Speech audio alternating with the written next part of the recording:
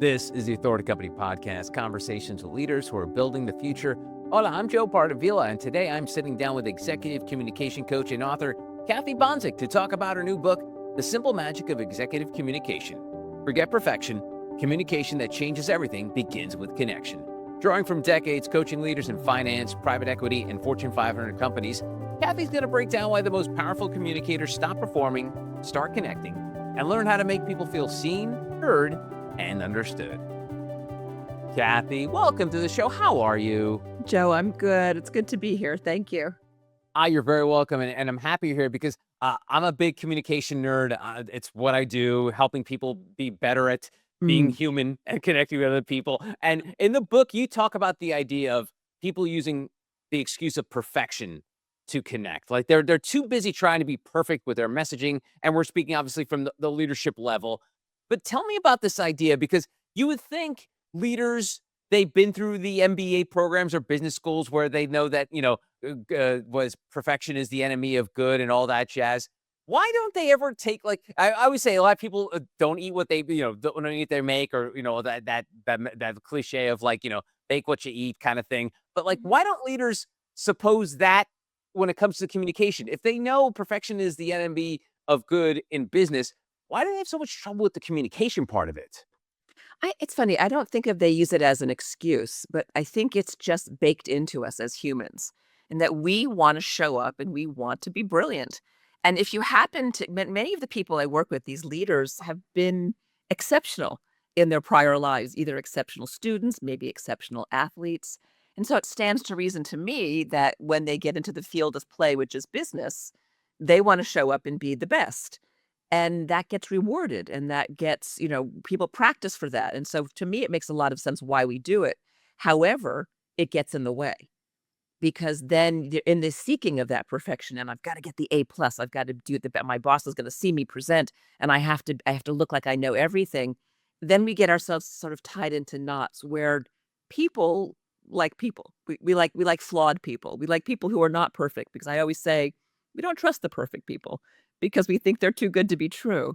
But then we still put that pressure on ourselves. And I know I've fallen victim to this. I'm sure you have too, and that you really want something to be the best it could be. And you worry about that more than just saying it's more important I show up.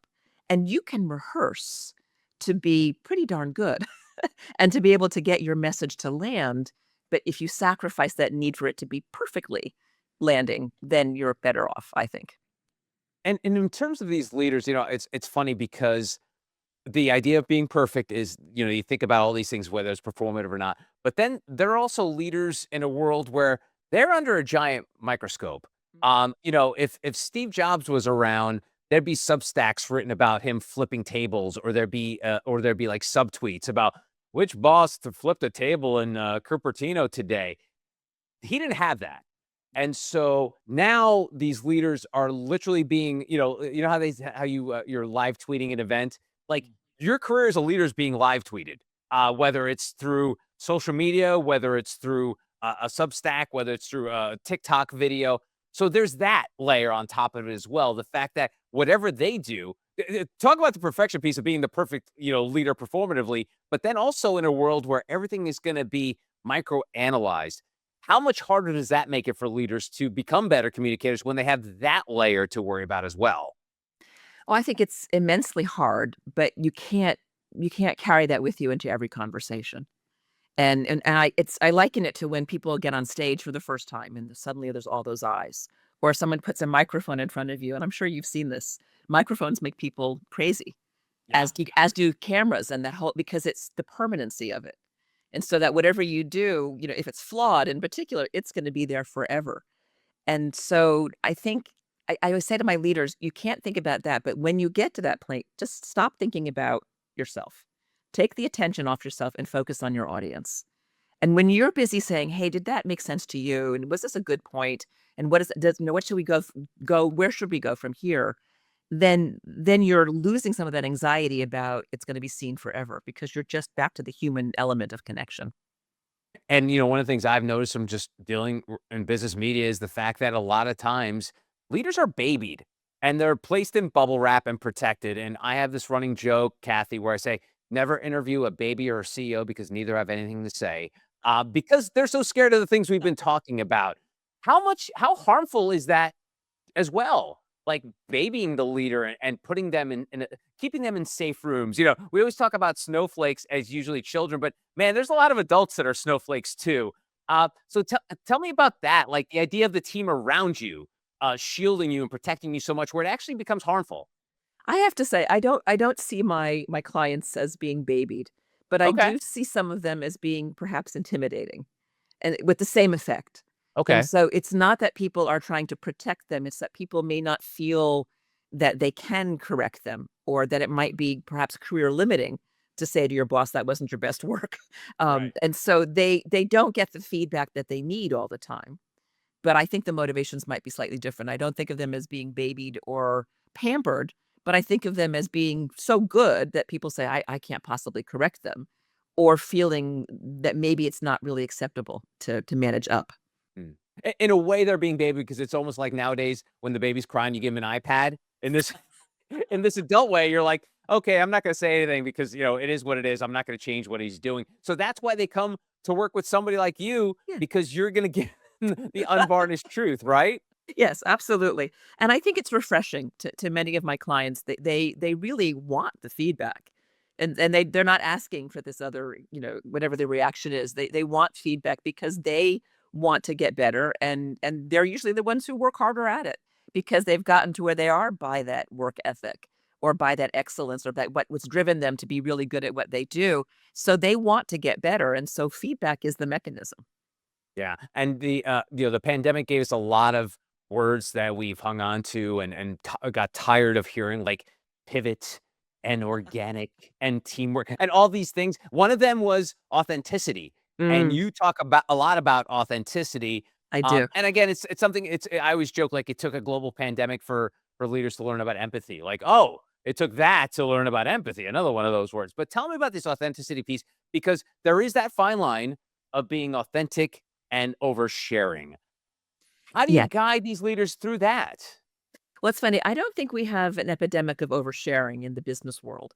Right, true, I true. see it elsewhere. But what I do, I think it's funny. It's the one word I will not get tired of is authenticity, because for me, that's the end goal. Is that it's almost an act of bravery to show up and to deliver your messages and be yourself. And people sometimes when I say here are some skills or here are some things you should do to flex to people's styles, I was at just yesterday. Someone said, "Isn't that acting, Kathy?" And I said, "No," and I have the skills of an actress. I was trained as an actress, and I love those skills, and they've served me well in my business life. But the idea is to use them as tools to then be yourself and show up. And so I have an authentically strong voice. I have an authentically soft voice. I have all the range in between that. But you have to maybe experiment a little to find that. So for me, the authenticity is it's not about oversharing, but it's about making sure it's you who's in the room. Because I can hear in a voice when someone is presenting with the presenter voice. I'm like, ooh, I don't trust you. That's funny. Yeah, it also reminds me of the fact that, one of the things I always tell people is there's the line from the movie Spinal Tap where Nigel Tufnell's giving a tour of his studio, and he says, "This is my amp," and it goes to 11. And it's a funny joke of like, why not just make the highest 10? But he goes, no, this one goes to 11. And I always tell people when you're performing or being in front of a crowd doing a podcast, tune yourself up to an 11. It doesn't mean that you're blowing out your speaker. You're just yourself, just one higher a little bit because that's the thing people don't think about. And like you say about acting, is like, no, you're not acting, but you're also thinking about, oh, I need to enunciate. I can't mumble. I can't rush through my words. It's like there is a performative aspect to it that you need to crank up to 11. Otherwise, first of all, you're going to look dumb. You're not going to come across as a confident leader. But at the end of the day, there is a level of performativeness to being a leader. Yes, because I think what we want from our leaders is we want to be inspired. We want to have a reason to care about what they care about and to follow them into battle, as I always say. And to do that, you need to care. You need to have emotion. You need to show emotion. But you can't fake that. You can't get up there and say, "I care deeply about it," and not care because we'll know. Audiences Yeah. are smart. Absolutely. And you talk a lot about executive presence. What do people misunderstand about executive presence? Because I think people automatically assume executive presence means, it looks good in a suit or looks she looks good in red, or, all the silly things we talk about, all the accoutrement and the bells and whistles we add to what a leader's supposed to look like. But tell me about executive presence and what people get wrong about that. I would say if anyone gets anything wrong about executive presence, it's probably that it's so nuanced because executive presence is defined by every individual you meet. And so something that could be charismatic and strong in one audience for one audience could be too much and overdone for another. And so the really good communicator is always assessing who's listening to my message, who am I dealing with? And there's that, I think it's a generosity. I like to call it an artistry. Like you're painting with different colors, you're using all the tools, but it's also a generosity of, what do you need from me? Interesting. And a lot of people believe that these communicators you're talking about are born that way, but Mm. that you push back severely and you say you don't believe in that at all. No, So no. what actually creates that great leader who maybe wasn't quote unquote born that way? In terms of their presence is what you're Yeah. saying. Yeah. I think it's someone who really is aware. I always say communication is as much about observation as it is about what you're saying to someone. And so a really good leader is observing how the impact is landing on the people that he or she is interacting with. They look at what the situation is and what it requires. And so there's this sort of ability to adapt that I think lets people grow into it. And then you have to practice these things. Like whenever people meet with me, I'm saying, look, you're going to do some exaggerated, crazy things with me. This is not how I want you to present when you go back to your workplace. But you need to stretch your muscles. You need to try these things on, and then you can play with them and find out how to flex in different situations. Mm. There's this great story in the book, Kathy, about you talk about someone be calling you too nice at work. Mm. And it's funny because this gets into the idea of perceptions. People perceived you as being too nice. So how tell me about that in terms of leaders and how they can either misshapen perception, improve perception. It's obviously important because for most of these leaders, they're not going to spend, you know, 5 to 6 hours a day with their people. They're usually cocooned up in an office, see very few people outside of that. So the perception becomes reality in many instances. How do they improve that perception without having to literally go face to face with every employee on the floor? Well, this is why every interaction matters. And so when I tell that story all the time because this manager came to me and said, "You're just too nice." And I very nicely said, "What do you mean?" So I instead of saying what I should have said, which was, "You're an idiot and you've missed the point. And I'm a brilliant leader and I've done this and here are all the metrics and don't tell me I'm too nice because you're missing the point that I'm an effective leader." But I didn't have that voice at that time. I hadn't done what I've been doing now for years. And so I just basically took it on the chin and eventually left the bank because I felt completely unseen and unappreciated. And so it was my job, actually, in hindsight, it was my job to tell this manager what I was about and in ways that he could hear me. I was waiting to be noticed. I was waiting for it to be evident. I was communicating in the way that I'd always communicated. It wasn't his style, and it wasn't a way that he could take in the information. And so what is it in your case, you had to leave. Looking back, No, if looking back, if I'd known then what I know now, yeah, I would still be a banker. I okay, would but I pro what would you I probably would have stayed. I might have convinced him that I was good. I would at least have fought for it. Usually in the fighting for it, I probably would have earned his respect because he didn't have the words. It was really bad feedback. yeah. And he didn't have the words. Had he had the words, he was basically trying to tell me that nice was weak. And he wasn't seeing, the mirror of his strength in my style, even though I was a very strong person and I was a wonderful leader at that time. And the team loved me and appreciated me, it was completely lost on him.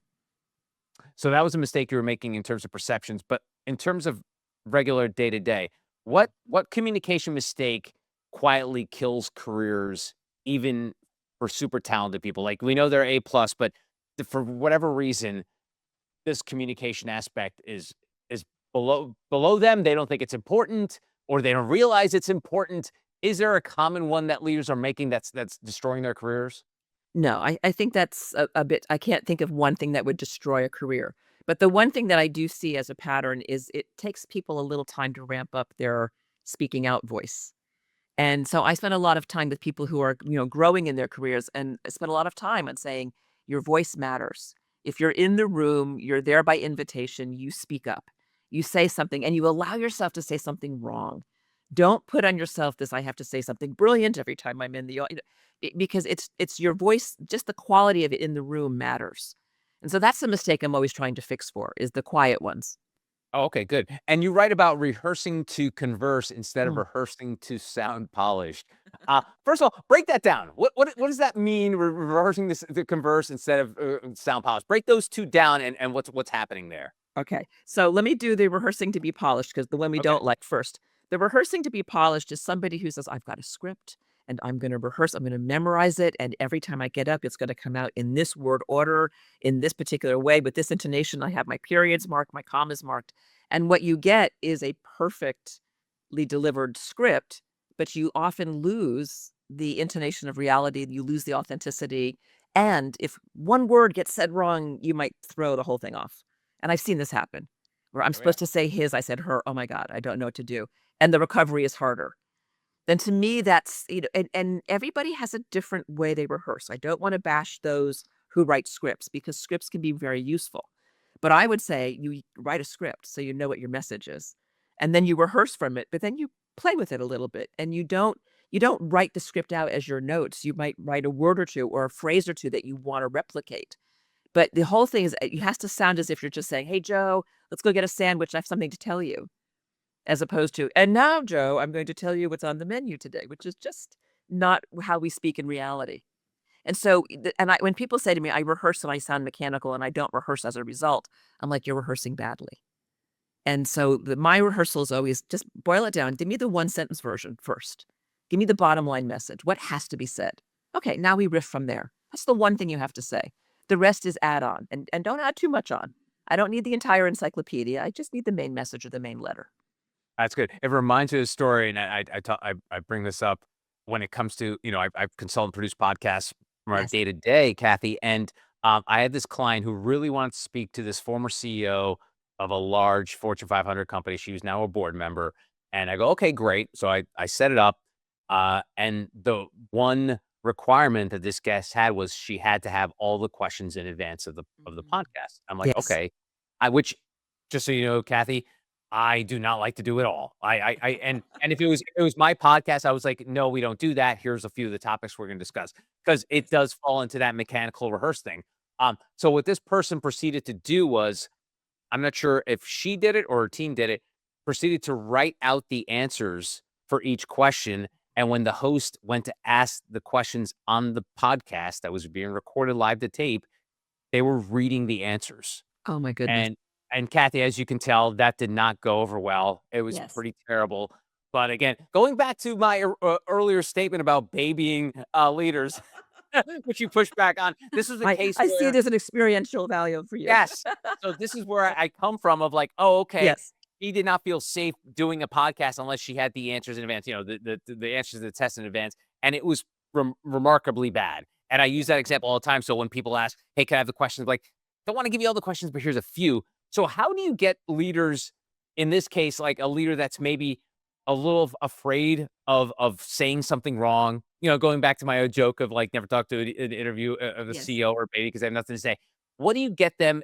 How do you get them comfortable to be able to take questions, to maybe pivot, to change the subject? How do you prepare them for things that they are not going to be prepared for? Because in most cases, my case is an outlier. In most, 9 out of 10 media outlets will not give a person the question in advance unless it's a super friendly place. Tell me how you prepare someone for that so they don't come across mechanical, rehearsing all the stuff we've been talking about. Well, what first thing I would do is I always start where somebody is. So if someone comes to me with that written answer, I'm like, "Just read it to me." And I let them read it. So I was like, "Okay, now I understand what's important for you. Now just put the script away. Tell me again what you just said." And I make them say it without the writing in front of them. And I'll do that a couple of times, and I'll say, "Now, can you give it to me in half the words?" And I get it down to a little bit shorter. And then I play with them in this way so that they start to know, like, I know the answer. And then I give them candid feedback about, when you read that to me, I didn't trust you. And the impression was of somebody who's very uncertain. So when you're just talking to me, wow, there's all the wisdom you have and all of your credibility. So we want that. And when they realize the impact it has, and they get that sort of, they can see themselves through my eyes, that helps them. And so there's an iterative process, and some people get there slower and some people get there faster. And then there's always a way. People say, "Oh, so you want me not to have any notes?" And I'm like, "I don't want you reading from a teleprompter unless you have taken many classes in reading from a teleprompter, because that's a skill and it requires a lot of finesse. But if you're on a stage and you need a note or two, you can have a couple of words in big font, either on the podium that you're not going to use, that's over there on the side of the stage. You can walk to it, glance at it, and come back to center stage. Or you can look at a confidence monitor, but you cannot write it out because no one can read that fast and then engage with an audience." There is an epidemic, and I don't know if you agree with me on this, Kathy, that people are too slideshow addicted nowadays. Whenever you go to a webinar or even like a talk with someone, it's very slideshow heavy. And a lot of times, especially if it's a virtual one, as you know, a lot of these platforms, it's mostly like giant slide deck and then the tiny Little head of the person tiny there. yeah. It drives me crazy, and I know for many people it is a crutch because they're like, "Okay, cool. I don't have to be so performative because there's this big goofy PowerPoint slide that's gonna say everything I'm saying," which Right. again, there's redundancy there. What's your take on sliders? Because I know they can be very useful, especially if you're illustrating a point, you're talking about a certain subject, you wanna throw something on there to so people have like a picture representation of what you're talking about. But man, this is becoming an epidemic, and I feel like we can't get away from it now. Like, I've had conversations with people like, "Oh, I want you to meet with this client." I'm like, "Cool." I'm like, "Do you have a deck?" I'm like, "No, I'm just gonna talk to the person." So Yeah. tell me about this. Well, I agree with you that they're everywhere and that we lose the focus on the person when we use them. But you have to consider that in many of the situations where I'm coaching people, there's maybe an annual meeting requirement that there be some documentation of what they're talking about. And so it's a dual purpose, and that people want to have it for later. And so they create these decks so that people can understand what you're saying as they're saying it and then Yeah. walk away with it later. And so they have sort of a place in our lives that I don't think we're going to get rid of. And so then the idea becomes, how do you become the focal point, not the page? And I was saying this just to someone, I'll show you a piece of paper here. I was saying to someone, he said, "Well, what if I give a pitch book out and everyone's flipping ahead and I'm losing attention?" And I'm like, "That's the peril, in that you give it at the Yeah. beginning of the meeting and you've got this distraction built in." I said, "So one point is you could say to them, 'I'll give it to you at the end of the conversation.' You'll probably annoy 25% of the people in the room because there's one quarter of the room who needs the pitch book in their hands. Sure. And you can run that risk, or you can be a little bit of what I call the school teacher and saying, 'We're all on page 15. I'm going to wait until you're all on page 15.' And if you do that gracefully, you could get away with it. The other thing is to have your own pitch book and to present like this. Like you have, like, just hold it, you're on a desk, or, just by you and say, Your hand. 'So here, as you can see here,' because what I can then do is I can use the power of my eye contact and my vocal contact. This person, even if they're looking at the pitch book, they know I'm talking to them. They will lift their head and engage with me. And then I'll turn to the next person and say, "And you might notice over here in the second paragraph," and they know that they're getting the benefit of my energy. And so what I'm doing is allowing myself still to be the spotlight person because I'm trying to create a relationship with them. Yeah, that's good. And one of my pet peeves with slides is when the slide becomes like a spreadsheet and there's like numbers, and then like you'll see that like it'll literally be like the numbers in like 10-point font, and you're like, I've if you seen those. as you can see here, I'm like, no, I cannot. I can't see that. Right. What do you suggest should be just give us a quick little like what Kathy thinks. What should be if you were going to use a slide, what should be on that slide? Well, it should be like 50% white space. If you start with that premise that the Okay. eye can't take it all in. So you try to make it as simple as possible so the eye can see the main image. So like no Okay. four charts, make it one chart and flip to four pages. Okay. And big, as you're saying, the big font. And if sometimes you just put something up and you say, "I know you can't read it, but I wanted to show you just how many, the companies we have in our portfolio." That's a different message. It's Sure. not meant to be a line by line read. So the first thing you need to do is tell people, "This is here to show you X, Y, and Z." And so the density might be part of the message. If you want them to know the different portfolio companies, make them readable, put a few on a page and flip more pages. Because everyone shies away from that because they want to save the page number. I want the attention on the piece of information. You need to use directional language because you don't just put up a slide. No one just rivets they don't go right to the left. They go wherever they want to go. Right. So then you have to say, "Let's start on that left-hand column." And what you'll notice is this. Or you might notice that I've circled something over here on the bottom right, but they won't notice it unless you tell them to look there. So you have to combine your directional language as the presenter of the slide, keep it as free from busyness as you possibly can, and make sure it actually has a message. Excellent. Good stuff. All right. So you've coached executives through TED Talks, media appearances, Mm. high stake meetings. What separates the people who command a room from the people who just fill that time? Because again, there have been thousands of TED Talks. I know there have been TEDx Talks, which is even double, triple what TED Talks are. But there's some that are amazing and they're all equally good, but some are just much better than the others. What separates the good from the great when it comes to people that are publicly speaking these days? I think it's the heart. I think it's when they connect their feelings to what they're saying and their beliefs, and there's something you can feel it almost, and you hear it in the change of the voice. And when someone really is telling you their truth, you can't not listen to it, and you can't not be moved by it. And I do believe that in business, we've always been trained away from that. We have to be neutral, we have to be efficient, we have to be doing, and I'm like, "Oh, no, no, we have to be feeling and caring and exciting or sad." I mean, all of those things have a place. That's what makes something a story and not just a lot of information.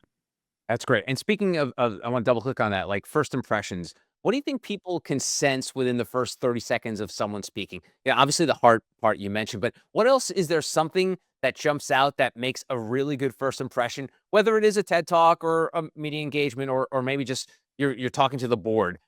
Is there something out there that you think that's something that people should really focus on when they're opening up a conversation or monologue? Yes, I think it's comfort, which translates into confidence. Mm. And so I often say to my clients, a day before you're presenting on the big stage, go stand on the stage in the empty room. Just stand on the stage so you know what it feels like to be looking that way. And then if you can get the benefit of a dress rehearsal, so you find out if there's lights and other things that are going to be in your viewpoint, all the better. And then I often say rehearse. I always say the bookends, your beginning and your end. The two worst moments of any presentation, they get, Right. "Hello, I'm Kathy," and then, "I'm done now." And if you have those anchors, then you can start strong and with confidence, and then audiences, they're always rooting for you. That's the secret. Audiences want you to be engaging. They want you to do well. And then if you start to be uncomfortable, so do they. And so that coming in with that semblance of, because you can fake it until you make it. You can come in and have the semblance of confidence and then start to say, "Okay, this is going well. Now I'm really confident." And I think that's a really a helpful thing for people in those first 30 seconds. That's awesome. All right. So if someone is listening or watching now and they feel invisible at meetings, overlooked in their career, sort of like you were in that banking job, terrified of speaking up, what's the very first shift you want them to make tomorrow? It's probably what they're saying to themselves in their head, because I find that that's usually the enemy of getting into the room is, "Oh, what I have to say isn't important," or "I can't say it perfectly, therefore I'm not going to say it." And so I always say the minute you start talking to yourself as if you're talking to a very dear friend, you're in a really good place, because we're very hard on ourselves. We say things to ourselves that we would never say out loud to a friend or a colleague. And yet, like, "Oh, that was terrible. Oh, you don't deserve to be in the room." Like, you would never say that out loud. And yet we do that to ourselves. And so I would say to those who are learning to find their voice, you start by saying, "Doesn't matter what I say, it's important I say something, because I was invited to be here, and I want everybody in the room to know I was here and I'm paying attention." And I teach people that the very first thing you could do is just say, "Joe, I love what you just said." Like, that's a way of speaking in a meeting. You don't have to say, I don't have to add anything, but just like, "Yes, what Joe said is great. Let's all listen to him," is a wonderful way to add something to a meeting. Oh, that's great. It's funny, people are so afraid of sharing their browser history, but like you mentioned, your inner thoughts, man, if you could share that, he'll be like, "What's wrong with you?" I don't care I don't care what websites you've been on, but Yes. why do you say that to yourself? And Yes. we Why do it are you all to being so ourselves, mean? Yes, right? absolutely. Absolutely. Awesome. She is Cathy Bonczek. The book, The Simple Magic of Executive Communication. Forget perfection. Communication that changes everything begins with connection. Cathy, thanks so much for your time. I really appreciate it. Joe, this has been fun. Thank you. And that's going to do it for this episode. If you want to find out more about Cathy and our other amazing authors, go to theauthoritycompany.com.